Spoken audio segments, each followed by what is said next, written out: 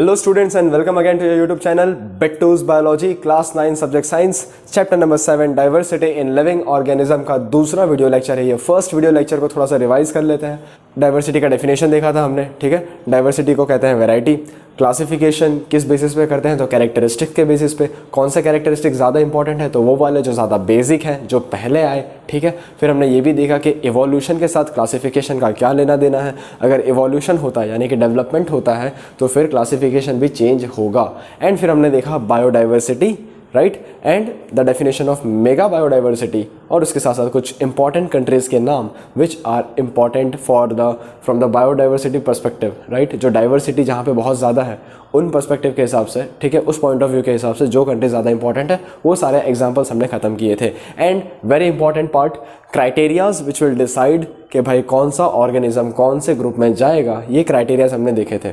So in today's video the content is this, the hierarchy of the classification, यानी कि groups किसे कहते हैं, कैसे बनाया गया था इन्हें, राइट। एंड उसके बाद हम लोग जो पहला किंगडम है, किंगडम मोनेरा देखेंगे, राइट। And R.H. विटेकर साहब ने 5 किंगडम क्लासिफिकेशन दिया था, तो उसका पहला पार्ट आज हम लोग इस वीडियो में देखने वाले हैं। So let's get started with this new topic.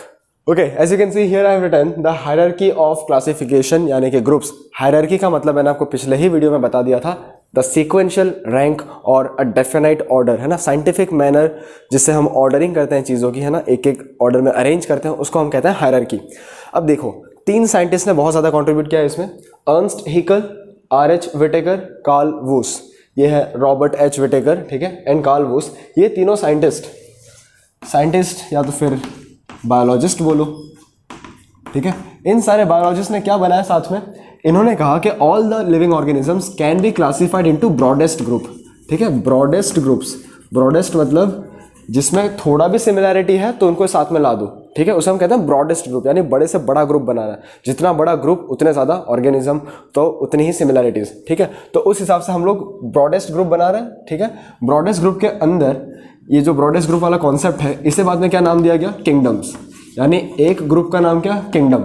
हर एक ग्रुप का नाम किंगडम। जैसे आपके स्कूल में अगर आप पीटी वाले दिन जाते हो तो नाम होता है ना, yellow house, green house, red house, blue house, वैसे यहाँ पे एक एक ग्रुप का नाम क्या होगा, किंगडम। हर एक ग्रुप को हम किंगडम बोलेंगे, ठीक है। अब देखो इन तीनों में अर्नस्ट हैकेल ने दिया 1894, R.H. विटेकर ने दिया 1969 एंड कार्ल वूस ने दिया 1977, राइट। बट सबसे ज़्यादा फेमस कौन हुआ, रॉबर्ट H. विटेकर। क्यों? क्योंकि इन्होंने दिया था 5 किंगडम क्लासिफिकेशन, और ये 5 किंगडम क्लासिफिकेशन आज तक हम लोग फॉलो करते आ रहे हैं, बिकॉज इसमें कोई दिक्कत थी ही नहीं। दिक्कत इसीलिए नहीं थी क्योंकि he considered some of the important criterias while classifying the organism. ऐसा नहीं कि मन क्या चलो सुबह उठ के क्लासिफिकेशन करते हैं, ऐसा नहीं हुआ था, ठीक है। उन्होंने कुछ क्राइटेरियाज लिए जिन बेसिस पे अलग अलग ऑर्गेनिजम्स की अलग अलग प्रॉपर्टी को देखते हुए उन्हें अलग अलग ग्रुप में रखा गया था। सिंपल। तो क्राइटेरियाज क्या है, सबसे पहला क्राइटेरिया है सेल स्ट्रक्चर। सेल स्ट्रक्चर के बेसिस पे मैं 2 चीज़ें कह सकता हूँ। एक मैं कह सकता हूँ भाई कि नंबर ऑफ सेल्स के बेसिस पे हम डिवाइड कर सकते हैं, ठीक है भाई साहब, number of cells. Number of cells के बेसिस पे my organism can be unicellular obviously, and another thing is multicellular, है ना। या तो मेरा ऑर्गेनिज्म एक सेल का बना होता तो यूनिसेलुलर होता, एक से ज़्यादा सेल का है तो मल्टीसेलुलर है। इस हिसाब से हमने एक ग्रुप अलग कर दिया, ठीक है। Number of cells as well as cellular structure की जब हम बात कर रहे हैं, एग्जैक्ट पॉइंट जो है सेल स्ट्रक्चर, स्ट्रक्चर यानी कितना डेवलप्ड है। अगर उसमें सारे चीज़ें वेल डिफाइंड हैं, वेल डिफाइंड न्यूक्लियस का मतलब या फिर वेल डिफाइंड ऑर्गेनल्स का मतलब क्या होता है, सारे ऑर्गेनल्स अपना अपना फंक्शन कैरी आउट कर रहे हैं, all are membrane bound organelles, nuclear membrane present है, ऑर्गेनल्स के ऊपर मेम्ब्रेन प्रेजेंट है। तो उस केस में हमने कल ही देखा था, मतलब पिछले वीडियो में, कि ऑर्गेनिज्म कैन बी यूकैरियोटिक और दे कैन बी प्रोकैरियोटिक, है ना। अगर सब कुछ है सही तो यूकैरियोटिक है, अगर कुछ कुछ नहीं है, माइनस में जा रहा है, तो वो प्रोकैरियोटिक है। सिंपल है। तो सेल के स्ट्रक्चर के बेसिस पे ये हो सकता है, नंबर ऑफ सेल्स के बेसिस पे ये भी हो सकता है, right. Next, mode and source of nutrition. Mode of nutrition का मतलब होता है ऑटोट्रॉफिक या तो हेटरोट्रॉफिक। सनलाइट मिल रही है, अपने पास क्लोरोफिल है, अपने करेंगे फोटोसिंथेसिस। नहीं मिल रही है, अपने हेटरोट्रॉफिक है तो हेटरोट्रॉफिक मोड ऑफ न्यूट्रिशन कर लेंगे, दूसरे पर डिपेंड करेंगे, ठीक है। तो source and mode of nutrition के हिसाब से भी हम लोग एनिमल्स को अलग अलग कर सकते हैं, प्लांट को भी अलग अलग कर सकते हैं। सिंपल। लास्ट क्राइटेरिया क्या है, body organization. Now this is important as well. पिछले वीडियो में हमने देखा था many similar types of cells will form tissues, tissue से organ, organ system, then organism, मम्मी, सो इजी इट इज, ठीक है, बहुत ही इजी था, मैंने पूरा सीक्वेंस आपको बता के रखा था। ठीक है, सेम टाइप्स ऑफ सेल्स हैं तो टिश्यू बना लेगा, टिश्यू से फिर बनेगा ऑर्गन, ऑर्गन से ऑर्गन सिस्टम, एंड पूरा का पूरा ऑर्गेनिज्म आप खड़ा कर लो। ठीक है, तो बॉडी ऑर्गेनाइजेशन के बेसिस पे भी हम सभी ऑर्गेनिजम्स को अलग अलग कर पाएंगे। तो इन 3 क्राइटेरियाज के बेसिस पे ये 5 किंगडम क्लासिफिकेशन टिका हुआ है। कौन कौन सा है वो 5 किंगडम? सबसे पहला मोनेरा, दूसरा प्रोटिस्टा, तीसरा फंगी, चौथा प्लांटी और पांचवा एनिमेलिया। ओहो क्या नाम है, देखो अब तुमको याद कैसे रहेगा, ये सब बताते हैं हम। उसके पहले ये समझो, कार्ल वुस ये रहा तीसरा नंबर का साइंटिस्ट। इसको थोड़ा सा और कुछ करना था नया, तो क्या किया, ही डिवाइडेड द मोनेरा, जो पहला किंगडम है जो आज के वीडियो में हम करेंगे भी, मोनेरा को इन्होंने 2 पार्ट में डिवाइड कर दिया, मॉडिफिकेशन दिया। पहला कर दिया इन्होंने आर्कीबैक्टीरिया, ये भी सही कॉन्सेप्ट था, कुछ गलत नहीं है इसमें, आर्कीबैक्टीरिया, एंड दूसरा कर दिया यू बैक्टीरिया। अब ये इन्होंने किया स्ट्रक्चर के बेसिस पे, आर्कीबैक्टीरिया मतलब थोड़ा सा false bacteria and eubacteria मतलब प्रॉपर ट्रू बैक्टीरिया। ठीक है, अब जब आप हायर क्लासेस में जाएंगे तो आपको पता चलेगा कि सेल वॉल में लोचा था, फिर दोनों के स्ट्रक्चर में कुछ ना कुछ डिफरेंस है, उस बेसिस पे दोनों को अलग अलग कर दिया। फिलहाल इस लेवल पे आपको सिर्फ इतना ही याद रखना है स्टूडेंट्स कि मोनेरा में सारे बैक्टीरिया होते हैं, बैक्टीरिया को 2 पार्ट में डिवाइड कर दिया गया। कौन से में? Archaebacteria and eubacteria. Archae मतलब फॉल्स, यू मतलब true, as simple as that. ठीक है, अब हम देखते हैं hierarchy of what? All the living organism. हमने ये तो समझ लिया कि कौन से सीक्वेंस में अरेंज करना है, कैसे करना है वो देखो। ठीक है, सबसे बेसिक यूनिट है species. Species is the fundamental और बेसिक यूनिट ऑफ क्लासिफिकेशन। ये जो मैंने स्टेटमेंट बोला ये बहुत इंपॉर्टेंट है, लिख लेना कहीं पे भी कि स्पीशीज जो है that is the basic unit of classification. Classification अगर आपको स्टार्ट करना है तो स्पीशीज से ही स्टार्ट करना पड़ेगा। स्पीशीज का डेफिनेशन भी मैंने बताया था, that is the organisms are similar enough whenever 2 different organisms are similar enough so that they can interbreed and produce a new individual. At that time we will call that a species. कि वो दोनों organism same species में है, वो इतने similar हैं कि वो आगे जाके एक बच्चा पैदा कर सकते हैं, right? So that is called species. Species आगे जाके क्या बनाते हैं? जो same type के species होते हैं वो बनाते हैं genus, फिर आता है आपका फैमिली। जब सेम टाइप के जीनस मिल जाएंगे तो फैमिली बनेगी। ठीक है, फिर आपका बनेगा ऑर्डर, फिर आपका बनेगा क्लास, फिर बनता है डिवीजन, या तो फिर हम इसे कहते हैं फाइलम, और लास्ट आपका बनेगा किंगडम, जो सबसे ब्रॉड है, सबसे बड़ा ग्रुप है किंगडम। ठीक है, अब ये जो डिवीजन और फाइलम मैंने स्लैश करके लिखा है, division is used for plants, right? ये यूज़ होता है प्लांट्स के लिए। जब भी हम किसी प्लांट की बात करेंगे तो डिवीजन वर्ड यूज़ करेंगे, और जब भी हम किसी एनिमल की बात करेंगे तो फाइलम यूज़ करेंगे। अब इसको याद रखें तो रखें कैसे? तो देखो, आपके फ़ोन में ना एक ऐप है जिसको हम कहते हैं व्हाट्सएप। व्हाट्सएप पर लगाते हो तुम डीपी, ठीक है? हाँ, पहले तुम्हारा अगर कुछ ज़्यादा ही है, ट्रेंड में घुस चुके हो, तो पहले डालोगे स्टेटस, है ना, चिलिंग विथ माय फ्रेंड्स, ऐसा कुछ तो भी टैगलाइन लिखा होगा, नीचे होगा फिर गुलाबी दिल गुलाबी दिल गुलाबी दिल, राइट? वो सब करेंगे अपन, है ना, उम्र है भाई। उसके बाद क्या करेंगे, वो वाला जो फोटो है उसी को उठा के डीपी में चिपका दिया। डीपी, डिवीजन, प्लांट्स, सिंपल है, याद रखना है कि नहीं? डी एंड पी, डीपी आ गया, जो बचा वो एनिमल, एपी, राइट? तो डीपी एपी करेंगे अपन, तो division for plants, animals for phylum. Simple है, बहुत सिंपल है। अब ये जो पूरा ऑर्डर है ये आप याद कैसे रखोगे? इसको याद रखने का एक टेक्निक है, एक शॉर्ट फॉर्म है जो बहुत फेमस भी है, बहुत लोगों ने यूज़ भी किया होगा। मैं यहाँ पे ऊपर लिखने की कोशिश करता हूँ जगह में। See here is the trick to remember that hierarchy.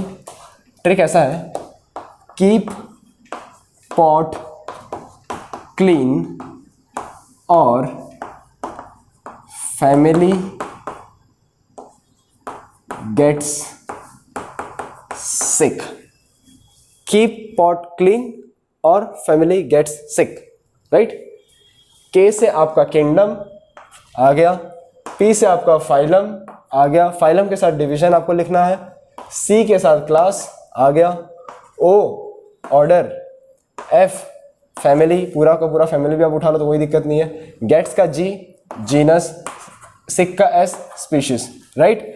तो किंगडम, फाइलम या division, class, order, family, genus, species. Simple है, हो जाएगा याद, बहुत बढ़िया। अब हमको एक इंपॉर्टेंट कंसेप्ट सीखना यहाँ पे ये है कि जब हम स्पीशीज से किंगडम की तरफ आते हैं सो द सिमिलैरिटी डिक्रीज होगी कि इंक्रीज होगी, ये अब सोचो। सिमिलैरिटी मतलब समानताएं। मानो कि मैं स्पीशीज से यहाँ पे आ रहा हूँ नीचे की तरफ, ठीक है। किंगडम हमने क्या बोला, ब्रॉडेस्ट ग्रुप है। अब जितना बड़ा बड़ा ग्रुप है सिमिलैरिटी हम मैच कर करके ही लेके जाएंगे, ठीक है। तो जब हम ऊपर से नीचे आ रहे हैं, coming from species towards kingdom, the similarity in the organism will increase. Similarity बढ़ रही है तभी वो लोग को सेम ग्रुप में चिपकाए जा रहे हैं हम लोग। आ रहा है समझ में? Very good. और अगर हम नीचे से ऊपर जाएंगे किंगडम से स्पीशीज की तरफ तो क्या होगा, सिमिलैरिटी विल डिक्रीज, क्योंकि अब सारे ग्रुप छोटे छोटे पड़ रहे हैं। मान लो जो पहले सारे के सारे एनिमल किंगडम में थे, सपोज दुनिया के सारे एनिमल्स, यानी क्या, दुनिया के सारे हेटेरोट्रॉफ, राइट। फंगस को अगर हम छोड़ दें तो उसके अलावा जितने भी एनिमल है सारे के सारे किंगडम एनिमेलिया में जाएंगे, ठीक है। तो किंगडम एनिमेलिया में अब मैं भी किंगडम एनिमेलिया में हूँ, मच्छर भी किंगडम एनिमेलिया में, तो क्या हम दोनों में कोई फर्क नहीं है? ऑब्वियसली मैं मैमल्स वाले ग्रुप में जाऊँगा, वो इंसेक्टा या आर्थ्रोपोडा में जाएगा, ठीक है। तो हम लोग ऐसे करके डिफ्रेंशिएट करने लगते हैं। तो जब नीचे से हम ऊपर जाते हैं, moving from kingdom towards species, the similarity will decrease, कम होगा सिमिलैरिटी, क्योंकि हमको अलग अलग करना है। और जब हम ऊपर से मिला मिला के नीचे ला के दे रहे हैं तो सिमिलैरिटी वहाँ से इंक्रीज होगा। This was important. I hope आपको समझ में आ गया होगा, नहीं आया तो फिर से देख लेना एक बार, right. And I also told you कि मैं आपको एक ट्रिक दूंगा, how to remember 5 kingdom classification, ठीक है। तो 5 किंगडम में कौन सा आता है? Monera, protista, fungi, Plantae, animalia, right. अब इसको याद कैसे रखना है?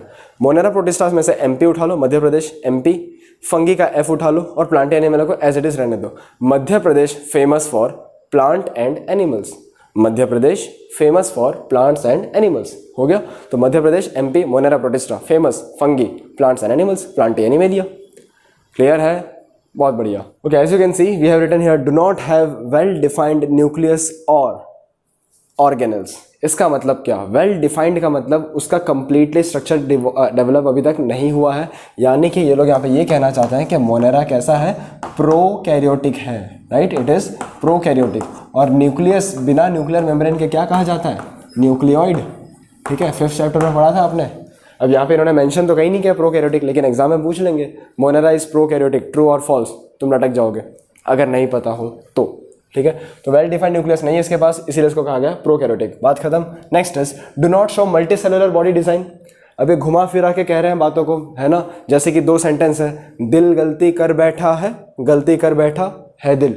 बात तो एक ही है, बोलने का तरीका अलग था ना, राइट। वैसे ही यहाँ पे do not show multi cellular design का मतलब क्या है? अगर मल्टी सेलुलर डिजाइन नहीं है इसका मतलब क्या कि दे आर यूनिसेलुलर। सिंपल था, यूनिसेलुलर, एक लाइन में ख़त्म कर सकते थे, लेकिन टेक्स्ट बुक कैसे बड़ा करेंगे, है ना। सिलेबस भाई भरना है उनको कॉपी। चलिए, some have cell wall some don't. अब इसके कुछ एग्जांपल्स हैं, जैसे ये माइकोप्लाज्मा, इसके पास सेल वॉल नहीं है, ठीक है। फिर कुछ ऐसे हैं जिनके पास सेल है, जैसे bacteria. Most of the bacterias are included in this kingdom Monera. तो बैक्टीरिया के पास होता है सेल वॉल, पेप्टिडोग्लाइकन का बना होता है, राइट। वो एक मटेरियल है, तुम हायर स्टैंडर्ड्स में पढ़ लोगे। Then next is it can be autotrophic और हेटेरोट्रॉफिक। ऑटोट्रॉफिक मतलब खुद का खाना खुद बना सकते हैं बैक्टीरिया होते हुए भी, जैसे कि ब्लू ग्रीन आल्गे, जहाँ पे ग्रीन कलर आया वहाँ पे होगा उसके पास क्लोरोफिल। क्लोरोफिल क्या है? Pigment to synthesize the food by photosynthesis during the day time, ठीक है। तो ऑटोट्रॉफिक है, कौन होगा? Blue green algae. Blue green algae का दूसरा नाम है, राइट, कौन सा नाम है?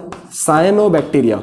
देखो बैक्टीरिया इसीलिए क्योंकि किंगडम मोनेरा में है, साइनो इसीलिए क्योंकि ब्लू ग्रीन कलर को मिला दो तो साइन कलर बनता है, साइन, राइट। तो इसीलिए उसको कहा गया साइनोबैक्टीरिया, ब्लू ग्रीन आल्गी, ठीक है। एंड माइकोप्लाज्मा, इसके पास सेल वॉल नहीं है, एंड बैक्टीरिया, इसके पास सेल वॉल है। So these are the examples as well as the characteristics of kingdom Monera. तो किंगडम मोनेरा अभी आपको कभी भी एग्जाम में आए तो एटलीस्ट इतने पॉइंट तो होने ही चाहिए। अब आ जाओ आपके एनसीईआरटी टेक्स्ट बुक के डायग्राम पे। वहाँ पे आपको 2 डायग्राम दिए होंगे। एक डायग्राम कुछ ऐसा होगा, एक ऐसा वॉल है, इसके बाजू में एक और चीज़ ऐसी बनाई होगी, राइट, और उसके बाहर से कुछ ऐसे छोटे छोटे स्ट्रक्चर्स निकले होंगे, ठीक है, राइट। और पीछे पूछड़ी, 3 पूछड़ी दी है और अंदर कुछ ना कुछ कचरा भरा है, ऐसा कुछ भी, ठीक है, कुछ भी बना दो। ये हो गया तुम्हारे बुक का डायग्राम, ये दिया है। अब ये जो छोटे छोटे पार्ट है ना, hair like structures, this are what? Cilia. इन्हें हम सीलिया कहते हैं, सीलिया, छोटे छोटे हेयर लाइक स्ट्रक्चर्स प्रेजेंट है। एंड ये जो बड़ा सा स्ट्रक्चर है ये है आपका फ्लैजेला। अब ये बैक्टीरिया में क्यों होता है? Flagella is for locomotion. Locomotion का मतलब होता है एक जगह से दूसरे जगह पे ट्रांसपोर्ट हो जाना, that is called locomotion. Bacteria, ये जो फ्लैजेला है मोस्टली वन होता है, बहुत कम ही होता है जिसमें बाई फ्लैजिलेटेड या ट्राई फ्लैजिलेटेड होता है, बाकी फ्लैजेला एक काम से हो जाता है। मतलब ऐसा मान लो कि उनकी पुछड़ी की तरह है, एक बार पुछड़े से झटकेंगे तो आगे जाएंगे, फिर पुछड़ी झटकेंगे तो और आगे जाएंगे, ऐसा करते हैं, राइट। एंड ये जो सीलिया है इनका काम होता है छोटे छोटे मूवमेंट्स के लिए, राइट, छोटे छोटे मूवमेंट्स, ठीक है। मूवमेंट्स कैसे, एक बोट इमेजिन करो, अब बोट को आगे लेके जाने के लिए सबको साथ में चप्पू मारना पड़ता है तो बोट आगे जाता है, ठीक है। तो जब ये वाटर में प्रेजेंट होगा, बैक्टीरिया, वाटर, मॉइस्चर, ठीक है, तो वाटर में प्रेजेंट होगा तो इसको आगे जाना है, तो कैसे, सारे के सारे सीधा पीछे जाएंगे तो बैक्टीरिया खुद आगे जाएगा, फिर ये मारा तो फिर आगे जाएगा, समझ रहे हो। तो इस तरह से इसका मूवमेंट में फंक्शन है और इसका पूरा का पूरा लोकोमोशन में फंक्शन है। ये पहला डायग्राम मैंने आपको समझा दिया। दूसरे डायग्राम पे कुछ ऐसा दिखा है, एनाबीना, है ना। तो एनाबीना में रेस्टिंग स्पोर करके एक फिगर में एक जगह पे लेबल है और दूसरा है हेट्रोसिस्ट। दोनों का मतलब समझो पहले। रेस्टिंग स्पोर कब बनता है, इन अनफेवरेबल कंडीशन।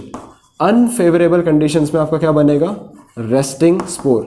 अनफेवरेबल कंडीशन क्यों आएगी, क्योंकि टेम्परेचर, सराउंडिंग, क्लाइमेट, पीएच कुछ भी चेंज हो सकता है, आजू बाजू का सराउंडिंग एनवायरनमेंट में कोई भी चेंज आया जो इसके लिए फेवरेबल नहीं है, तो वो मर तो जाएगा नहीं, तो वो क्या करेगा, रेस्ट पर चला जाएगा। रेस्टिंग स्पोर इसीलिए उसको कहा गया, वो अपने आजू बाजू में एक थिक वॉल बना लेगा, ठीक है, थिक वॉल, एकदम मोटी सी वॉल बना लेगा और अनफेवरेबल कंडीशन में अपने आप को बचा के रखेगा। So this is important for survival of that particular bacteria.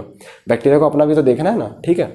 फिर आ जाओ हेट्रोसिस्ट पे, एक स्ट्रक्चर है हेट्रोसिस्ट। हेट्रोसिस्ट करता है बेटा नाइट्रोजन फिक्सेशन, ठीक है, नाइट्रोजन फिक्सेशन करता है, क्योंकि नाइट्रोजन जो है नेचर में एलिमेंटल फॉर्म में प्रेजेंट होता है। एलिमेंटल मतलब N2 के फॉर्म में ही नाइट्रोजन प्रेजेंट होता है और डायरेक्टली एब्जॉर्ब होता नहीं है। And nitrogen is important as well, ठीक है, बहुत इंपॉर्टेंट होता है। तो नाइट्रोजन प्रेजेंट है नहीं ऐसे, ठीक है, एलिमेंटल फॉर्म, मतलब एलिमेंटल फॉर्म में, तो एब्जॉर्ब तो नहीं कर पा रहे हम लोग, एब्जॉर्ब नहीं कर पा रहे, तो ये बैक्टीरिया क्या करेंगे, these are nitrogen fixing bacteria.